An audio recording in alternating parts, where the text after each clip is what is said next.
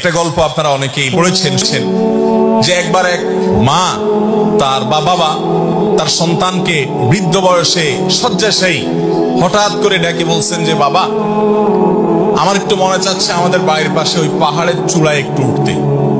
বলে আপনি এখন ওখানে উঠে কি করবেন আব্বা? বলে আমার মনে চাচ্ছে একটু নিয়ে যাও আমাকে। তো নিয়ে গেছে। নেওয়ার পর পাহাড়ের চূড়ায় উঠানোর পর সন্তান বললেন যে বাবা ঠিক আছে, আপনার একটা মনের চাওয়া বৃদ্ধ বয়সে হয়তো পাহাড়ের চূড়ায় উঠে একটু দেখতে মনে চাইছে আশপাশটা, ভালো আমি করলাম। খুশি তো আপনি? ক বাবা খুশি। এক কাজ করো, কিছু আপেল নিয়ে আসো। আপেল। বলে কি করে? বলে নিয়ে আসো, আমি একটু দেখবো, খাবো, আলতা ভালো লাগতেছে। নিয়ে আসছে। আনার পরে মুরব্বী উপর থেকে একটা আপেল এদিকে মারে বলে বাবা নিয়ে আসো, পড়ে গেছে। তো ছেলে যায় নিয়ে আসে। আবার যখন একই কাজ করছে আরেক দিকে, ছেলে কি ব্যাপার, একটু আগে উনি একটা ফেললেন, আবার আরেকটা ফেললেন, কয়বার পাহাড়ে উঠানামা করা যায়? এবার 2-3 বার যখন এরকম হয়ে গেছে, এবার ছেলের মেজাজ গরম হয়ে গেছে, আর কতক্ষণ ঠিক থাকে। এবার বলে আব্বা, আপনি কি আমার সাথে তামাশা শুরু করছেন? আমি বুঝলাম না, আপনি এক একবার এক এক দিকে আপেল মারেন আর আমারে বলেন নিয়ে আসতে। এটার মানেটা কি? আমি কি এত বেকার এবং এত এই অহেতুক কাজের মানেটা কি আপনি বলেন দেখি? সাধারণত আমরা যেরকম করি আর কি মা বাবার সাথে এরকম করি। তখন তার সে বাবা বা মা তিনি বললেন যে বাবা রে, আমার আসলে কোনো পাগলামি করার ইচ্ছা জাগে নেই। আমি তোকে একটু চেক করলাম যে ছোটবেলায় এই পাহাড়ের উপরে ওঠার পর তুই বল নিয়ে আসতি এবং সারাক্ষণ ফেলতি, ইচ্ছাকৃত ফেলতি, আর তোর বল কুড়ে আনতে আমার কোনো কষ্ট হইতো না।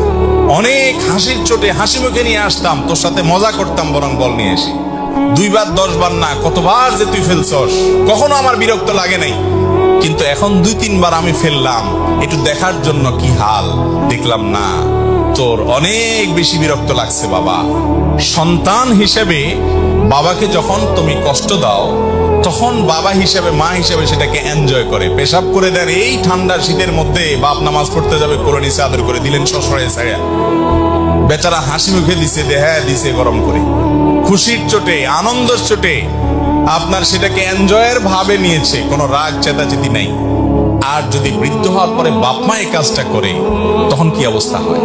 আমরা একটু মেলানোর সুযোগ পাচ্ছি কি পাচ্ছি না? আল্লাহর ভাষা খেয়াল করেন, ইম্মা ইয়াবলুগান্না ইনদাকাল কিবারা আহাদুহুমা আও কিলাহুমা, তোমার মা বাবার উভয়ে দুইজনই হয় বয়স বেশি হয়ে গেছে অথবা যে কোনো একজনের বয়স বেশি হয়ে গেছে। দেখেন, ফালা তাকুল্লাহুমা উফফিন ওয়ালা তানহারহুমা, মা বাপকে ধমক দিয়ে কথা বলো না, উফ এটা বলো না, তাদের সামনে বিরক্তি প্রকাশ করো না যখন তাদের বার্ধক্য আসবে। আল্লাহ এই কথা কেন বললেন? বার্ধক্য আসার পর তাদের সাথে এই বেয়াদবি করো না, তার মানে জোয়ান বয়সে বাপের সাথে বেয়াদবি করলে অসুবিধা নাই। কি বলেন, মাফহুম মুখালাফ থেকে কি এটা বোঝা যায়? আল্লাহ বলছেন তোমার মা বাবা দুইজনেই অথবা দুইজনের কোনো একজন যখন বুড়ো হয়ে যাবে, বয়স বেশি হয়ে যাবে, তখন তাদের সাথে উপ বলিও না, ধমক দিয়ে বলিও না। তার মানে তো এটাই দাঁড়ায় যে জোয়ান বয়সে থাকলে তাহলে করা যাবে, কারণ আল্লাহ তো বলছে বার্ধক্য হলে করিও না। কি বলেন, জোয়ান বয়সে মা বাবার সাথে বেয়াদবি করা যাবে?